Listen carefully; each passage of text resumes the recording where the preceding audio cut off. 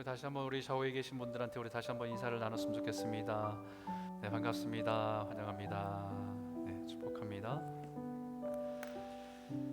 네, 계속해서 우리 계시록에 있는 말씀을 읽고 듣고 또 우리가 그것을 이 마지막 세대 가운데 우리가 어떻게 또 지키며 살아갈 것인지, 우리가 그것이 복인 것을 다시 한번 깨달으며 믿음으로 살아갔으면 좋겠습니다.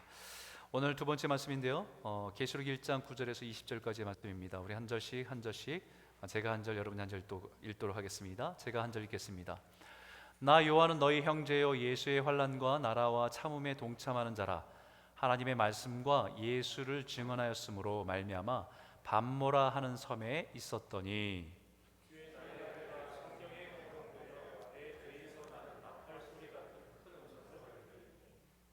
이르되 내가 보는 것을 두루마리에 써서 에베소, 서머나, 버가모, 두아디라, 사대, 빌라델비아, 라오디게아 등 7교회에 보내라 하시기로.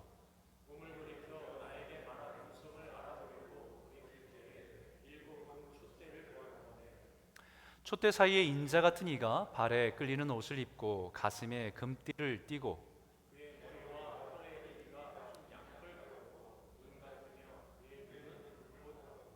그의 발은 풀무불에 단련한 빛난 주석 같고 그의 음성은 많은 물소리와 같으며,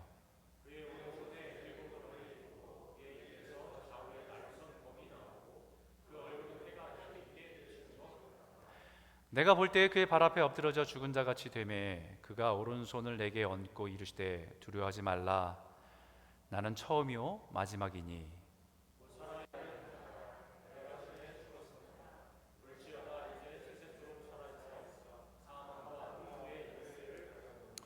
그러므로 내가 본 것과 지금 있는 일과 장차 될 일을 기록하라. 내가 본 것은 내 오른손의 7별의 비밀과 또 7금촛대라. 7별은 7교회의 사자요 7촛대는 7교회니라. 아멘. 아, 우리 얼마 전에 우리 교회에 방문하신 우리 김도영 선교사님을 여러분 다 기억하실 겁니다. 되게 오랜만에 만났죠. 팬데믹으로 인해서 2, 3년 만에 이제 우리가 만나게 됐는데, 저도 되게 오랜만에 만나서 만나면 우리가 이런저런 이야기들을 참 많이 나누게 됩니다. 교회에 대한 이야기, 선교에 대한 이야기, 그리고 개인적인 삶의 이야기까지도 우리는 오랫동안에 알고 지내고 그렇게 살았기 때문에 많은 이야기들을 이렇게 나눌 수가 있었습니다. 그러면서 자연스럽게 은퇴에 대한 이야기까지 하게 되었어요. 은퇴 이후에 그런 이야기를 좀 하면서 하루는 그런 일이 있었대요. 하루는 자신의 딸과 함께 차를 타고 가는데, 이제 딸이 대학교 졸업하고 이제 직장 생활을 하고 있는데, 딸이 운전하는 그 차를 타고 그 옆에 앉아 있었습니다. 근데 딸이 운전하고 가다가 갑자기 아빠한테 질문을 하더래요. 아빠는 은퇴 이후의 계획이 뭐예요? 이렇게 물어보더래요. 갑자기. 이 질문을 받는 순간에 조금 놀라기는 했다고 합니다. 자기 자신도 선교사로 열심히 살고 있긴 하지만 현실적으로 은퇴 이후의 삶을 생각할 때마다 조금 막막하기도 하고 조금 염려도 되고 어떻게 준비되나 이런 생각을 많이 하고 있었는데, 마치 자신의 그런 혼자만의 고민을 전곡을 콕 찌르듯이 딸이 그런 질문을 하니까 놀랐습니다.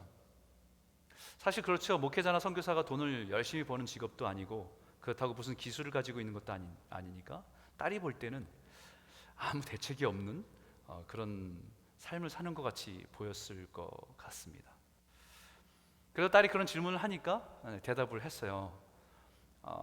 깊이 생각은 안 해봤지만 할 수 있는 것이 뭐가 있을지 고민하고 있다. 그렇게 크게 걱정은 하지 않고 있어. 남들처럼 멋진 은퇴 계획을 할 수는 없지만 할 수 있는 일을 찾아서 일하며 섬기며 살아가다가 주님이 부르시면 주님께 가면 되지 않을까? 이렇게 대답했습니다. 그 얘기를 들은 딸이 그 얘기를 들으면서 눈을 껌뻑껌뻑 자기를 쳐다보더니 한참을 쳐다보더래요. 그러더니 한마디 했습니다. 혹시 내가 아빠의 은퇴 계획 아니야? 이렇게 물어보세요. 자기가 아빠의 은퇴 계획 아니냐고. 아마 조금 그 딸의 생각에서는 선교사로 살아간 아빠가 많이 걱정되었던 모양입니다. 그러면서 한편으로는 자신의 부담으로 느끼고 있었던 모양이에요. 저는 그 얘기를 들으면서 우리 그 선교사님과 같이 한참을 웃었습니다.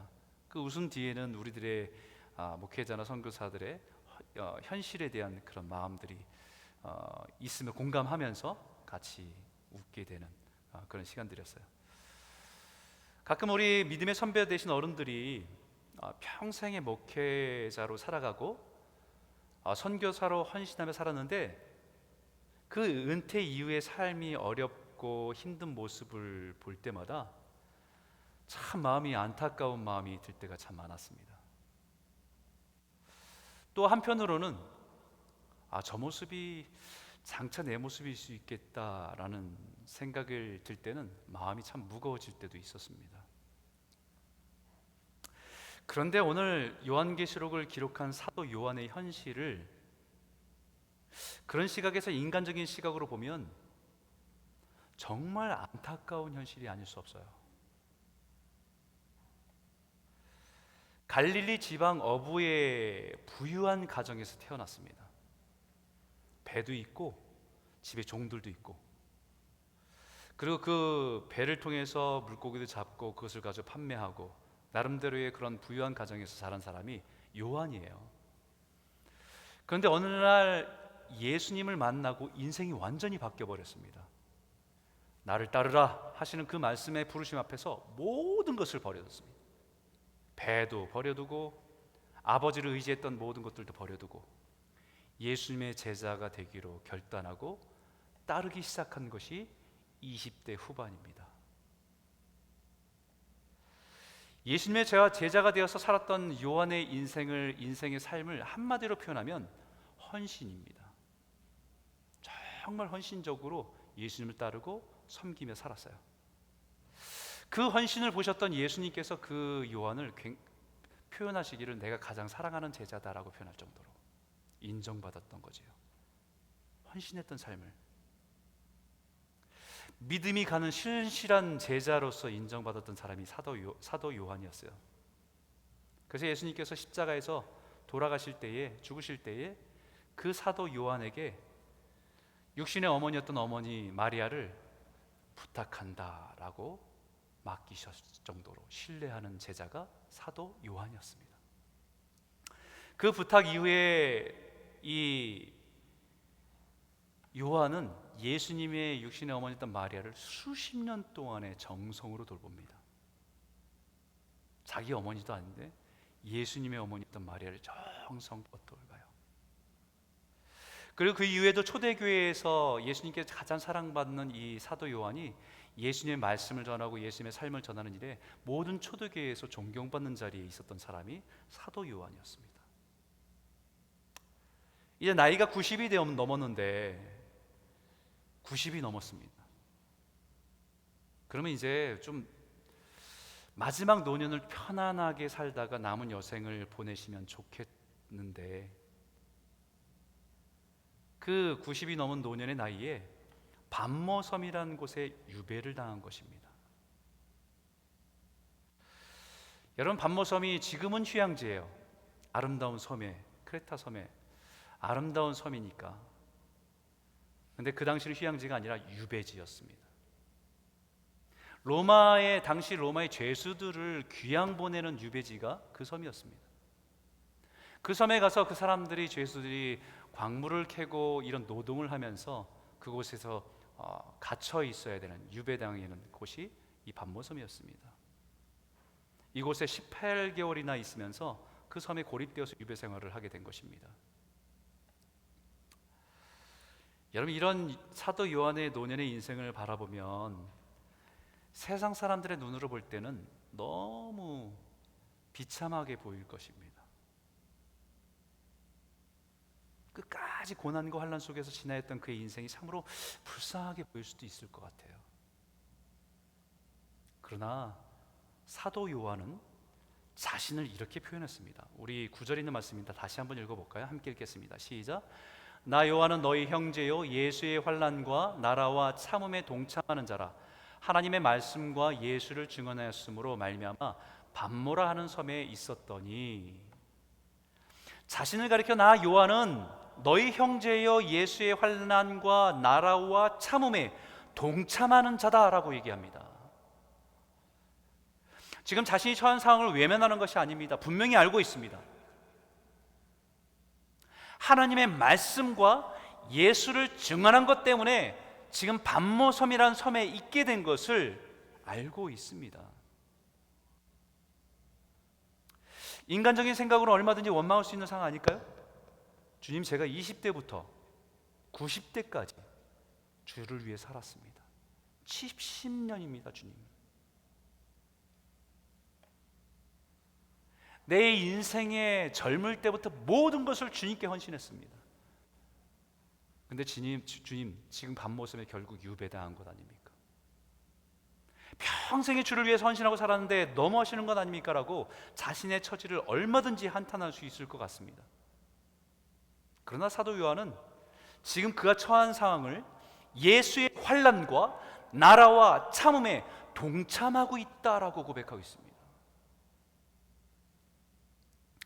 요한은 반모섬에 유배를 당한 것을 그리스도의 고난과 하나님 나라와 참음에 동참하고 있는 것으로 여기고 있습니다. 여러분, 이것은 우리에게도 너무 중요한 의미를 가르쳐 줍니다.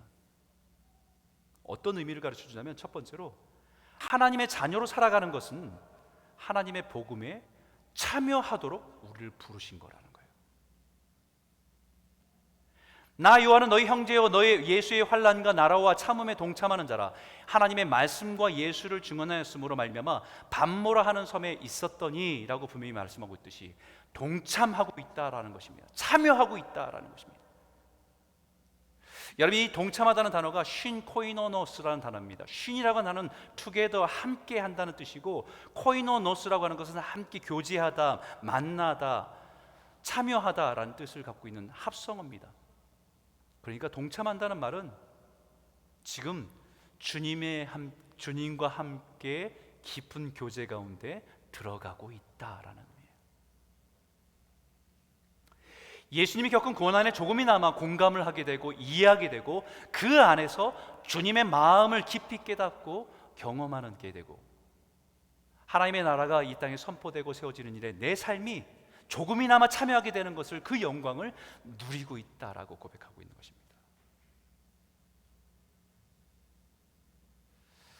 그리고 자신의 책임과 역할을 감당하면서 그 인내와 참음으로 참여하게 된 것을 너무 감격스럽게 생각하고 있다는 것입니다. 여러분, 우리가 일반적으로 아는 코이노니아라고 할 때 이 코이노니아라는 단어가 이 코이노노스라고 하는 단어에서 파생된 단어예요. 명사입니다. 교제, 성도들 간의 교제가 일어나는 교제. 교환의 본질 가운데는 코이노니아라는 게 분명히 있습니다. 우리가 이 코이노니아를 생각할 때는 성도들이 만나서 같이 식사하고 즐겁게 대화 나누고 성도들을 함께 위로하고 교제하는 것을 이해하지만, 사실 이 코이노니아의 의미 안에 포함되는 것은 성도는 주님의 복음과 고난에 함께 참여하는 것이 진정한 코이노니아입니다. 성도의 고통에 함께 참여하는 것이 성도의 교제입니다. 함께 하나님의 성도가 되어서 한자리에 불러 모으신 이 성도들 안에 누군가 고난을 지나가고 있는 사람이라고 있다고 한다면 우리가 그 고난에 함께 참여하는 것이 성도의 교제예요. 기도로 참여하든 작은 마음으로 섬기는 것에 참여하든 그 마음을 함께 나누는 것이 교제라는 거예요. 사도 바울은 이것을 더 분명하게 인식하고 있었습니다. 그래서 고린도전서 9장 23절에 내가 복음을 위하여 모든 것을 행함은 복음에 참여하고자 함이라. 내가 지금 사도로서 행하는 모든 것들은 결국은 복음에 내가 참여하기 위해서, 나를 살리신 그 복음 때문에 그 복음에 참여하기 위해서 내가 행하고 있는 것이다 라고 말하고 있는 것입니다. 이것은 자신이 사도로 부르심을 받아 살아가는 특별한 사람들에게만 해당되는 것이 아니라 하나님의 자녀로 부르심을 받은 성도라고 한다면 동일하다는 것입니다. 그래서 빌립보 교회의 성도들에게 너희가 첫날부터 이제까지 복음을 위한 일에 참여하고 있기 때문이라고 말씀하고 있는 것처럼 예수 그리스도를 통해서 우리가 하나님의 자녀로서 부르심 받은 그날부터 우리 인생은 하나님의 복음에 참여하도록 부르심을 받았다는 것입니다. 복음에 참여하는 것은 당시 사도의 역할처럼 목회자나 선교사가 되어야 한다는 말이 아닙니다. 복음에 참여하는 것은 내 모든 삶이 복음을 전하는 일에, 예수 그리스도를 증거하는 일에, 하나님의 나라를 세워가는 일에 각자의 역할에서 참여하도록 부르심을 받았다는 것입니다. 얼마 전에 어떤 한 분을 만났어요. 우리 교회 성도들도 아니고 가끔 교회 나오시는 분이에요. 근데 그분의 인생에 어떤 변화가 있는지 그분이 하시는 얘기가 자기도 선교사님처럼 살고 싶대요. 선교사님처럼 사는 게 어떤 겁니까? 그러더니 남들 가난한 나라 가서 도와주고 구제하고 이런 거래요. 저는 그분에게 그런 얘기를 했습니다. 그거는 자선적인 삶이죠.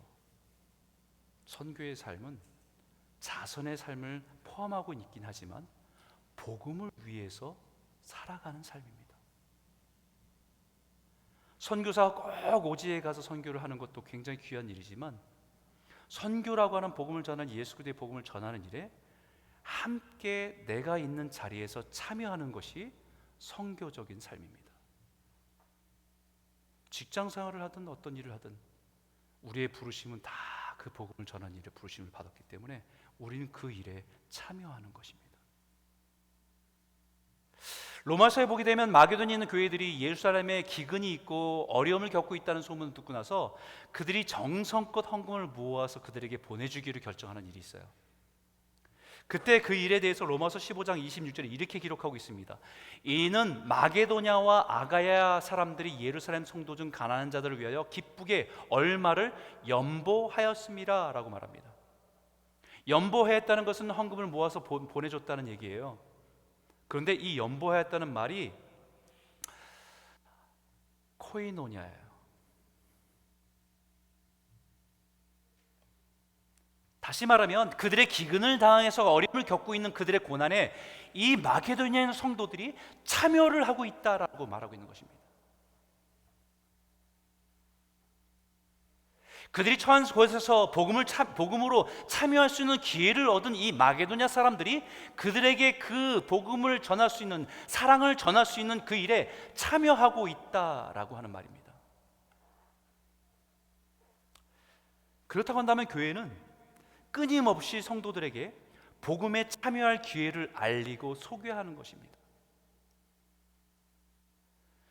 선교사님들의 그런 살 현장 속에서 일어나는 일들을 알려주고, 우리가 살아간 이 도시에서 또 우리 손길이 필요하고 주님의 사랑이 필요한 곳을 알려주고, 그러면 우리는 각자 역할 속에서 우리가 그곳에 참여할 것을 결정하고 참여하도록 권면하는 것이 교회의 역할입니다. 그 참여할 기회를 자신의 은사와 재능과 물질과 열정을 가지고 참여하는 것이 복음으로 부르심을 받은 성도들의 마땅한 삶이라고 말씀하고 있는 것입니다. 뿐만 아니라 우리가 하나님의 자녀로 믿음으로 살아가는 모든 삶은 그리스도와 함께 참여하는 자로 살아가는 것입니다. 히브리서 보니까 우리가 시작할 때 확신한 것을 끝까지 견고히 잡고 있으면 그리스도와 함께 참여한 자가 되리라.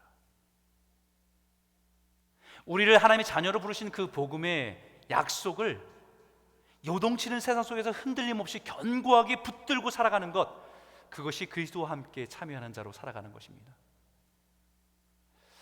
그리스도께서 걸어가신 그 길을 우리도 참여하는 것입니다. 세상 사람들이 걸어가는 그 길에 참여하지 않고 예수님이 우리에게 보여주신 그 길에 참여하는 것이 신앙입니다. 때로는 그 길이 힘겨울 수 있고, 때로는 그 길이 지칠 수도 있지만, 그래도 그것을 끝까지 붙들고 마땅히 걸어가야 할 그 길이 올바른 길이기 때문이에요. 그렇기 때문에 베드로 사도는 우리에게 이렇게 말합니다. 오히려 너희가 그리스도의 고난에 참여하는 것으로 즐거워하라. 이는 그의 영광을 나타내실 때에 너희로 즐거워하고 기뻐하게 하려 함이라. 고난에 참여하고 있다는 사실을 즐거워하라는 것입니다. 왜냐하면 그 고난은 고난으로 끝나는 것이 아니라 그 고난은 하나님의 하늘의 영광으로 이어지기 때문입니다. 반모섬에 유배를 당한 사도 요한은 자신의 처한 상황을 세상에서 잊혀지고 버려졌다고 비참하게 여기지 않았습니다. 여전히 예수의 고난에 참여하고 있고 하나님의 나라에 참여하고 있다고 굳게 믿었기 때문입니다. 그리고 감사하고 즐거워하고 있다는 거예요. 왜냐하면 그 고난은 하나님의 영광으로, 그 영광의 약속으로 이어지고 있고 우리가 그 영광에 참여할 것이기 때문입니다. 예수님께서 달란트 비유를 통해서 우리에게 말씀하신 것이 있죠. 마태복음 25장 21절에 있는 말씀인데 같이 한번 읽어볼까요? 함께 읽겠습니다. 시작. 그 주인이 이르되 잘하였도다 착하고 충성된 종아, 내가 적은 일에 충성하였음에 내가 많은 것을 내게 맡기리니 내 주인의 즐거움에 참여할지어다.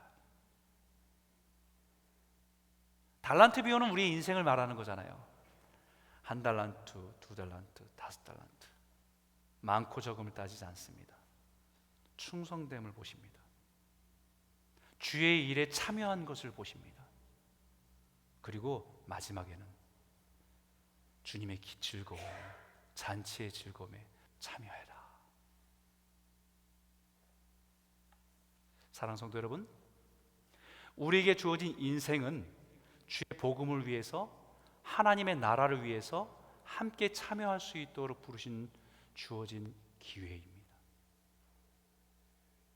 어떤 환경과 상황에도 우리를 부르신 그 부르심을 따라서 충성스럽게 순종하며 그 인생의 기회에 기꺼이 순종으로 참여하며 믿음으로 살아가는 귀한 성도들이 다 되시길 주의 이름으로 축원합니다.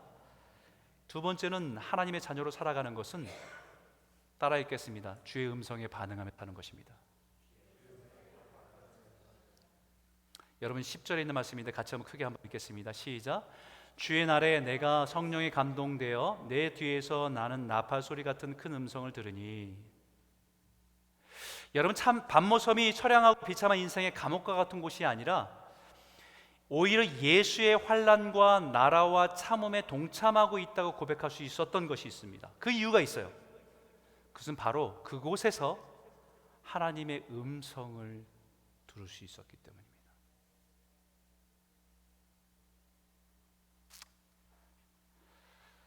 성도는 하나님의 음성을 들을 때 살아납니다.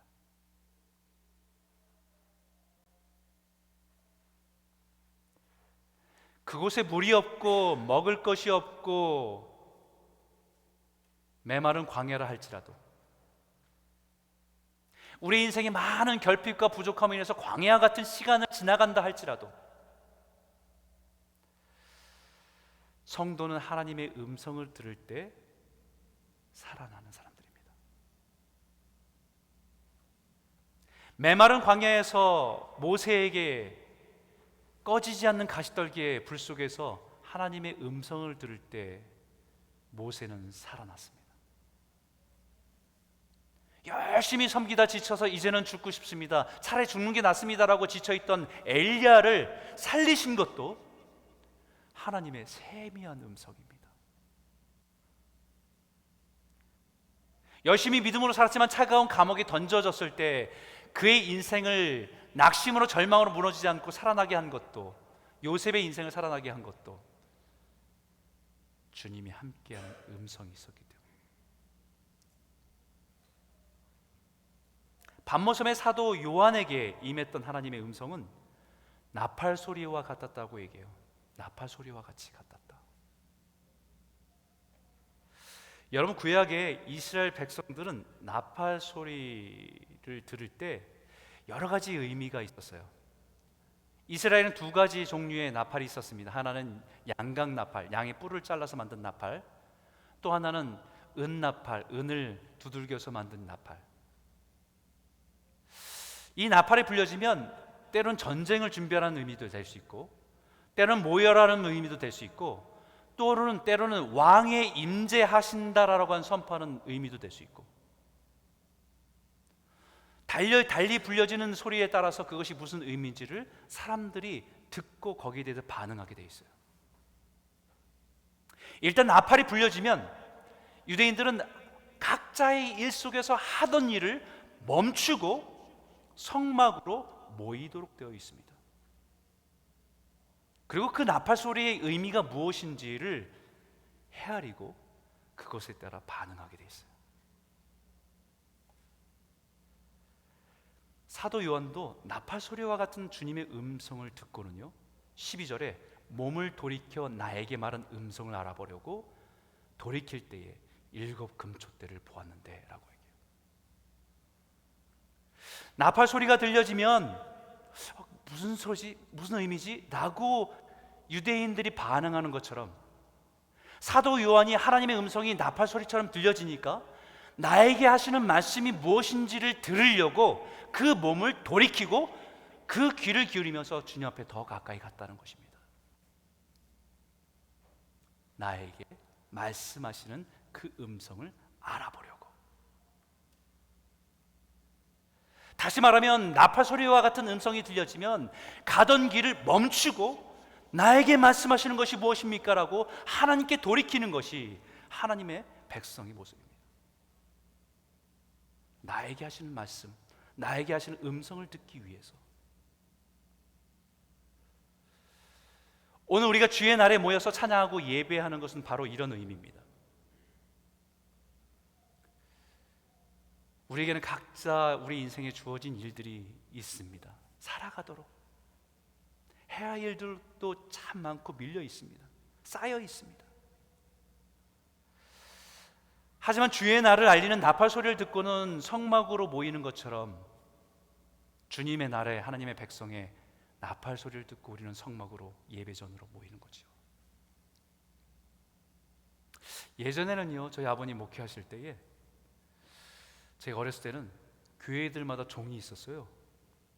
그죠? 종. 혹시 그런 세대를 다 기억하시는 분들이 있을 건데 종을 쳤습니다.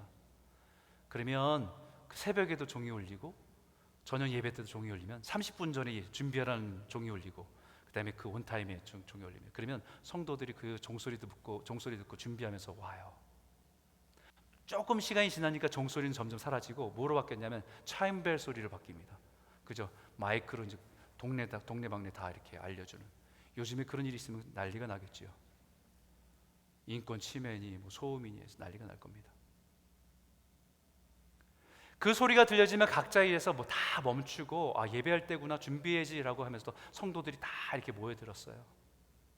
마치 이 성막에 나팔이 불려지면 백성들이 모여드는 것처럼. 오늘 우리가 이 자리에 모인 것은 실제적으로 나팔 소리가 울려 퍼진 것도 아니고 종소리가 울려 퍼진 것도 아니지만 하나님의 백성을 부르시는 소리에 우리가 하나님 나에게 말씀하시는 그 음성을 분별하기 위해서 듣기 위해서 이 자리에 온 것입니다.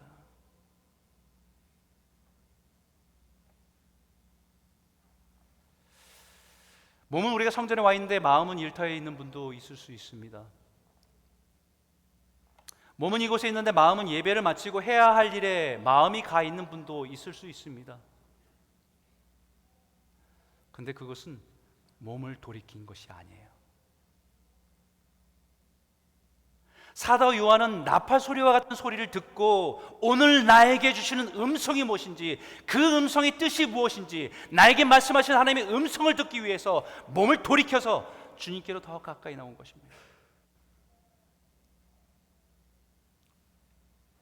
영적으로 반응했다는 것이에요. 듣기 위해서 영적으로 집중했다는 것입니다.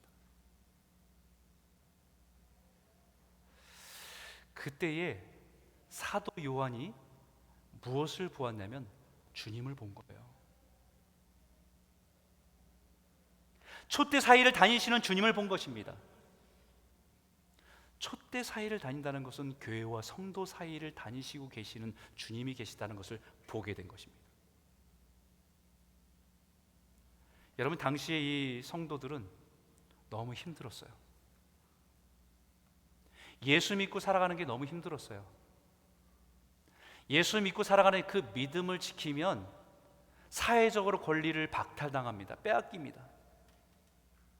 심지어는 박해받고 감옥에 가고 감옥에 갇히기도 하고 심지어는 순교당하는 사람들이 있는 것을 보는 세대예요. 얼마나 낙심됩니까? 다 힘든 상황에 있는 사람들이 모인 것이 교회인데, 그런데 사도 요한에게 보여주시게 하신 것은 그 성도 사이사이를 다니시는 주님이 계심을 보게 한 것입니다. 교회가 위태위태하는 것처럼 보입니다. 권력 앞에서 위태한 것처럼 보입니다. 그러나 그 교회를 붙들고 계신 분이 주님이신 것을 보게 하신 것입니다. 그 성도들을 포기하지 않으시고 붙들고 계시는, 그 사이사이를 다니시며 붙들고 계신 주님을 보게 하시는 거예요.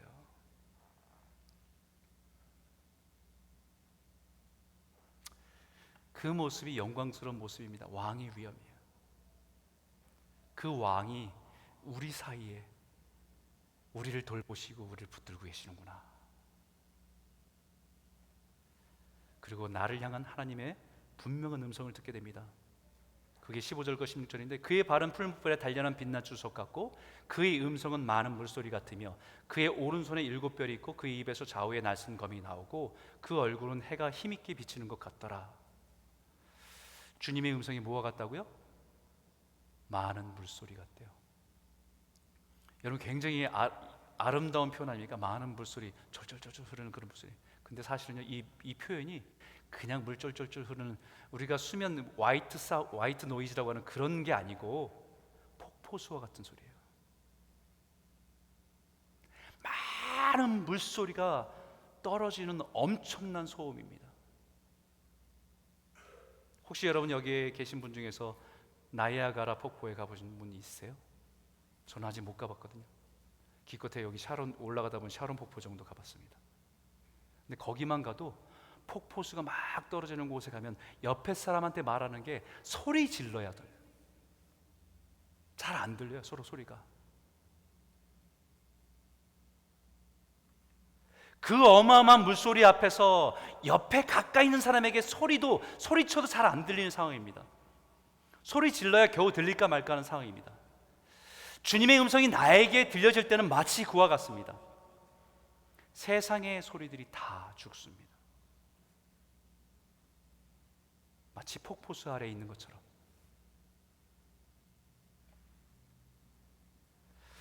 그전에는 우리 삶에 들려지는 소리가 너무 많잖아요, 요즘에. 그죠? 세상의 염려, 걱정, 근심 끊임없이 내 안에서 들려요. 이 사람이 말하는 소리도 들려오고 저 사람이 말하는 소리도 들려오고 수없이 복잡합니다. 뭐가 뭔지 모르겠어요. 앞으로 어떻게 살아야 될지도 잘 모르겠어요. 너무 소리가 많아요. 그런데 이 하나님의 음성이 들려지면 나에게 들려지는 그 모든 소리가 잠잠해집니다. 세상 모든 소리가 사라지고 주님의 음성에 압도되는 것이 은혜입니다. 내 속에서 들려지는 원망과 근심과 두려움의 소리가 사라지는 것이 은혜입니다. 주님의 음성이 내 심령에 들려질 때에 우리는 비로소 그 자리에서 그 권위 앞에 엎드리게 됩니다. 그 권위에 엎드리는 것이 예배입니다. 오늘도 이 예배 전에 선포되는 말씀이 누군가에게는 들려지는 소음에 불과할 수 있어요. 하지만 누군가에게는 하나님의 오늘 나에게 주신 말씀으로, 음성으로 들린 분이 분명히 있을 겁니다. 오늘 이 주의 날에 이 예배를 통해서 나에게 말씀하신 하나님의 음성을 듣는 은혜가 저와 여러분의 심령 가운데 가득하기를 주의 이름으로 축원합니다. 주님의 때가 가까울수록 우리는 나팔 소리를 듣고 하나님의 음성을 잘 분별해야 됩니다. 세상에 일어나는 모든 재난과 재앙의 소리는 하나님의 나팔 소리입니다. 하나님의 성도들을 깨우는 나팔 소리예요. 아까도 말씀드렸잖아요. 그 나팔소리의 의미가 전쟁을 준비될 때인지 왕의 오심을 선포하는 것인지 아니면 예배할 때인지.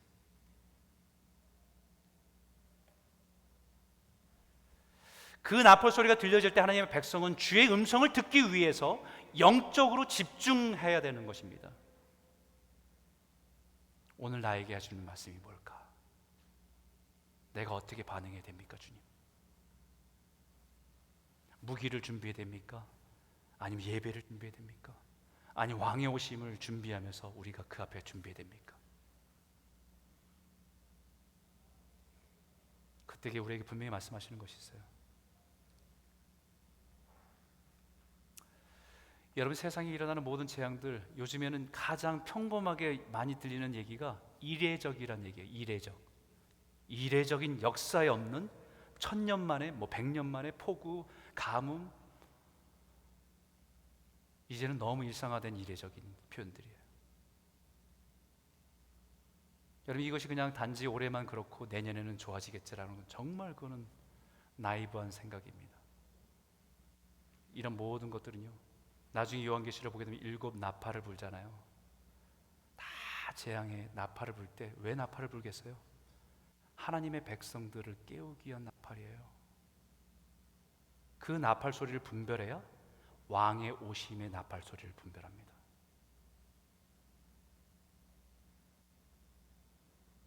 왕의 오심의 나팔 소리를 불려지는데 그 나팔 소리를 분별하지 못한다고 한다면,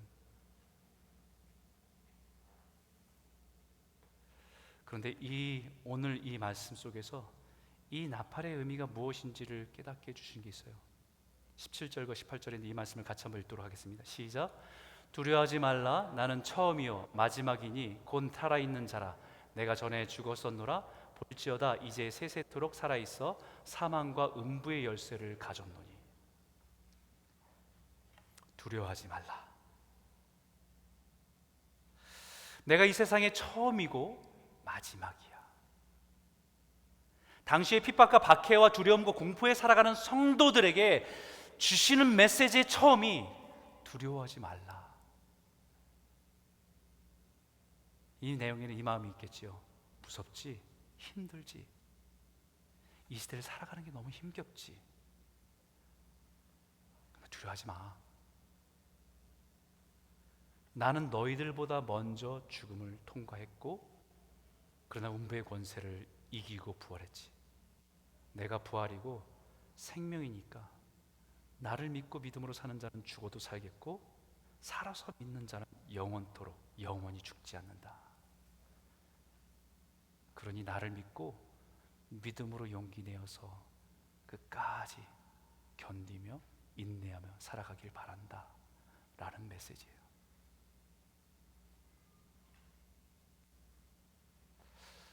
사랑하는 성도 여러분, 오늘 이 음성이 저와 여러분의 심령에 들려지기를 소원합니다. 여러 가지 어려운 현실들, 특별히 낙심되고 절망되고 슬픔 가운데 있는 모든 상황조차도 주님은 어제나 오늘이나 영원토록 동일하신 그분이 우리에게 말씀하시는 것은 두려워하지 말라.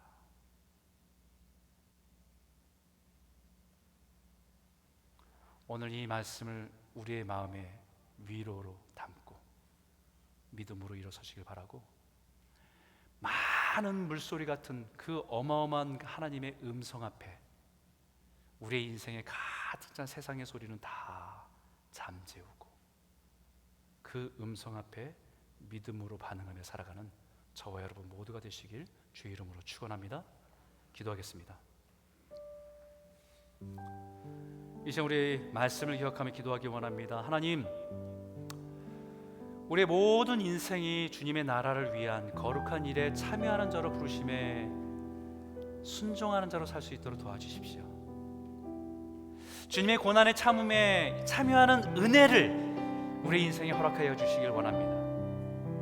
이 혼탁한 세대, 요란하고 시끄러운 이 시대를 살아가면서 나에게 말씀하시는 주의 음성에 귀를 기울이고 주께 돌이키는 삶을 살아가게 하여 주시고 주의 음성이 들려질 때에 세상 모든 소리가 사라지고 오직 주의 음성을 따라 살아갈 수 있는 성도가 되게 하여 주실 줄 믿습니다. 오늘 우리를 붙들어 주시길 소원합니다. 우리 한번 믿음으로 기도하며 나아가기 원합니다. 기도하겠습니다.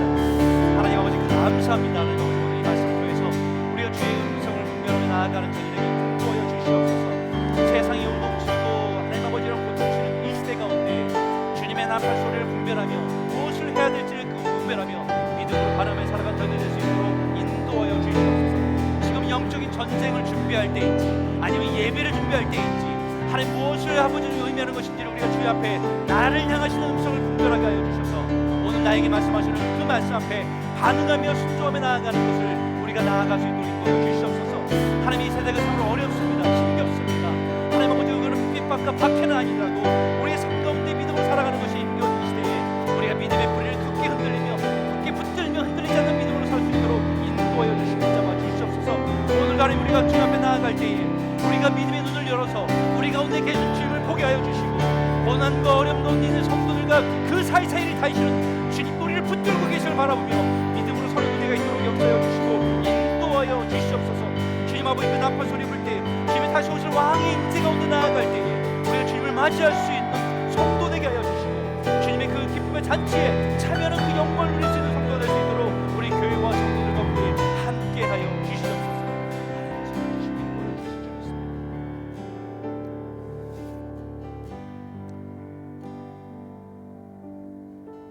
살아계신 하나님 아버지 참 감사합니다.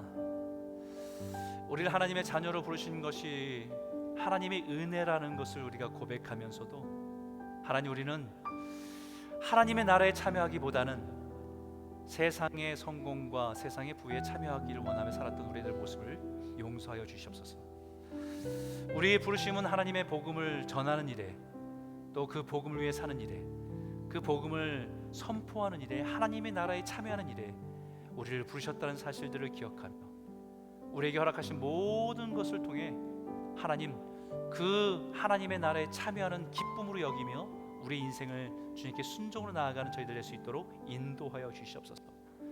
하나님 세상이 너무나 요란스럽고 요동치는 세상 가운데 살아갑니다. 어느 누구도 이 요란한 세상 속에 갈등하는 세상 속에서 해결책을 내놓을 수는 없는 세대 가운데 우리가 진동하지 않는 나라, 요동치지 않는 그 나라를 받은 자로 우리가 하나님의 나라를 꿈꾸며 소망하며 나아가는 하나님의 백성들이 되게 하여 주시고 우린 이 요란한 세상 속에서 세상의 근심과 걱정과 모든 소리들을 잠재우는 주의 음성을 따라 살아가는 성도들이 될 수 있도록 인도하여 주시옵소서. 하나님 사도 요한에게 들려졌던 주의 음성이 우리에게도 들려지고 그 음성 앞에 반응하며 순종하는 자리에 나아갈 수 있도록 인도하여 주실 줄 믿습니다.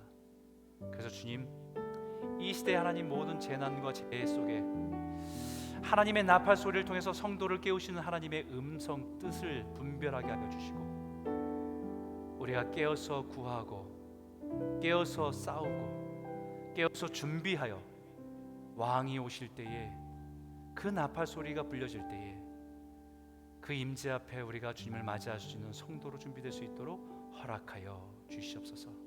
하나님 오늘도 우리에게 은혜 주셔서 절망과 낙심과 슬픔 가운데 있는 성도들을 붙들어 주시고 영원한 소망과 영원한 위로를 삼으며 그 은혜 가운데 걸어갈 수 있도록 일으켜 주시옵소서.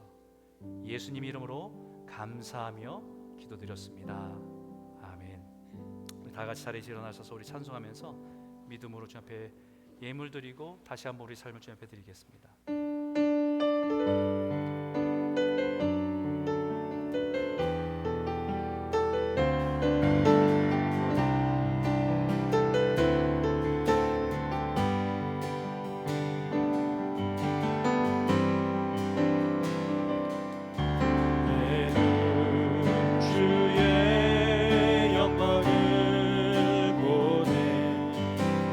우리 가운데 계신 주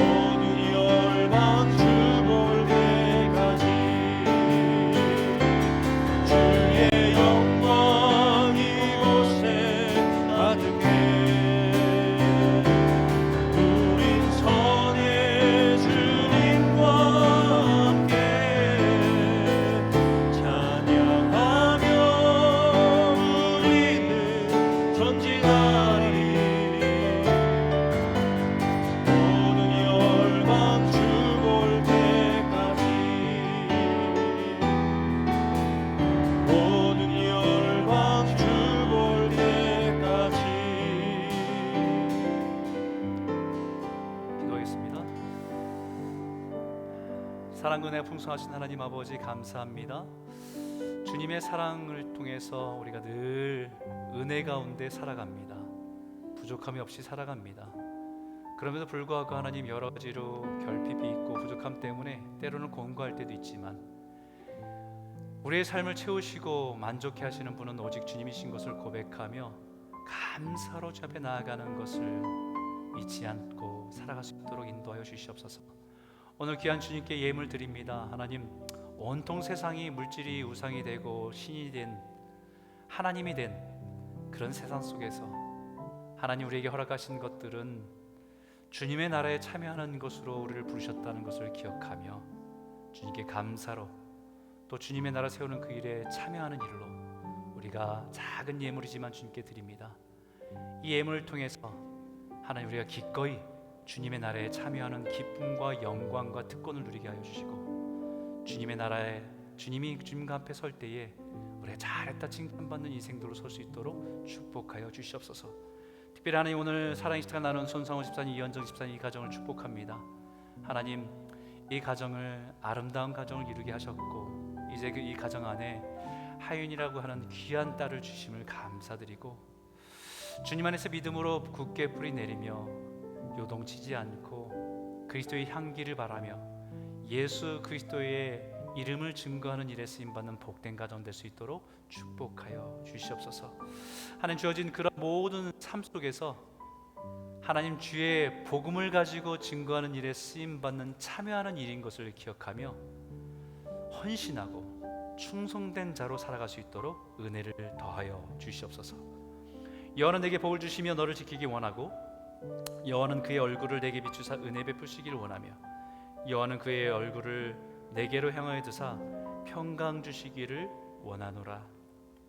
이제는 우리 주 예수 그리스도의 은혜와 하나님 아버지의 무한하신 사랑하심과 성령님의 위로교통 역사하심이 이 마지막 세대 가운데 요란한 세상 속에서 주의 나팔 소리를 분별하고 우리가 믿음으로 그 음성을 듣고 그 음성에 반응하기로 세상 소리를 다 묻고 오직 주의 음성만 듣고 그 은혜 가운데 살아가기로 다짐하는 우리 모든 성도님들 머리 위에 가정 위에 특별히 사랑하는 남편과 사랑하는 아버지를 먼저 하나님 품에 안겨드리고 보내드린 그 슬픔 가운데 있는 이예수 권사님의 가정 위에 가족들 머리 위에 이제로부터 영원토록 함께 있기를 간절히 축원하옵나이다.